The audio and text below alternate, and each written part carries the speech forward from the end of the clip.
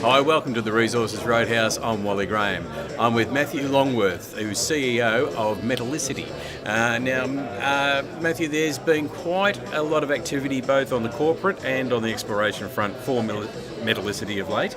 Can you give us a rundown on what's been happening? Yes, certainly, Wally. Probably the greatest news was on Monday when we released the announcement about the joint venture into the Kukini and Yundamindra projects north of Kalgoorlie. Okay. They're a series of goldfields. Kukini in particular, because of the ownership structure over the last 20 years, is one of the last goldfields which hasn't had a major push on exploration. And we saw that as a great opportunity to use what we've learnt over the last 20 years on a fresh piece of ground with some great resources. So this is, I guess, for me, a return to the gold industry, and looking forward to exploring that and developing that. One of the keys with the Kukini project is that we've got 6 resource areas. A number of them are resources under the 2004 JORC code. So the first 12 months of work is actually about bringing those resource areas up to the JORC 2012 and then extending them. So what we're looking to do, we've got plenty of opportunity to extend these resource areas. So over the next 12 months, the news flow will be really about resource drilling, extensions, growing the resource base at Kukini. It's surprising even in this day and age to find that there's still underexplored areas out here. Look, there's not many of them.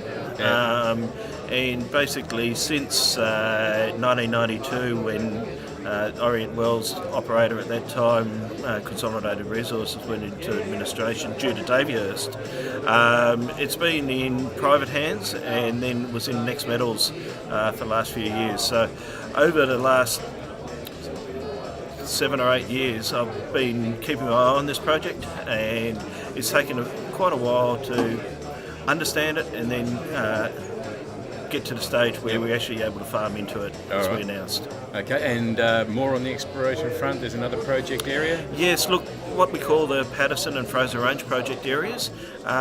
Since November last year, on the back of Rio's RIU project, we're lucky enough to pick up 2 key projects in the North Patterson area, a long strike from RIU, one of which is known as the Mandora project, which is quite exciting.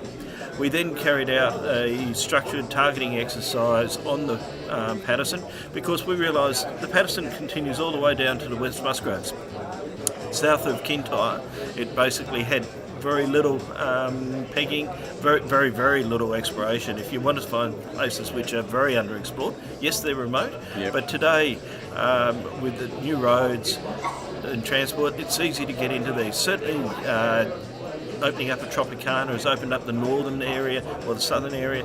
You've got the Warburton project, which we're particularly excited about. It's actually a tenement which 10 years ago, 15 years ago, we peaked in Heron Resources and went into one of Heron's spin-outs, Rubicon Resources. Rubicon in joint venture with Vale.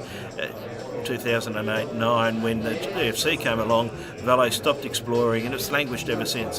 What's important about Warburton is that we've got copper mineralisation at surface on a stratigraphic control over nearly 20 kilometres of strike length. Right. So in the northern Patterson, everyone's saying, oh, how deep's your cover? Down here, we've got it at surface.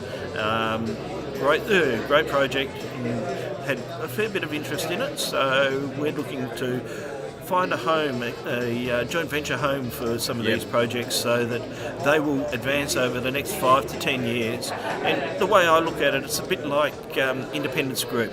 Independence had the near-term cash flow out of Kambalda. We hope to do this out of Kukini. And then Tropicana was sitting in the background, and when it really came to the crunch, Tropicana was in development and producing cash, really a cash cow for Independence.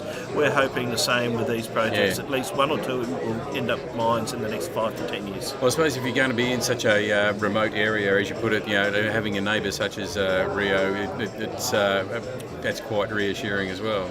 Yeah, look, neighbours such as Rio up there, Newcrest, quite a lot of interest out of the mid-tier Australian explorers. The guys are really looking to find the projects to take themselves to the next level, and some of these projects have got that potential. Cool. All right, and on the corporate front, what's been happening there? Look, basically in 2017, we made the decision to take Admiral Bay to Toronto. Right. Toronto is a natural home for a zinc asset. The Canadians understand zinc a lot better than Australians. Australian zinc has really struggled to get the traction, whereas with Tech Caminco and Hud Bay and so on in the North American market, a lot more traction.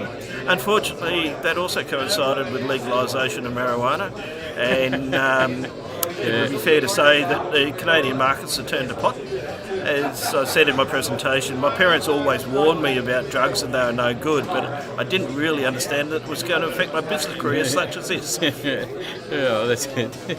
That's quite an interesting way of putting it. All right, well, but apart from that, it seems that deal's going along not too bad. Look, we raised $2 million of seed last year. We're doing a small seed raising at the moment.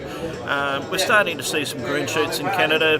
The drug-induced stupor is easing, and we're hoping in the fall that we'll get away. And we own 81.1% of the company at the moment.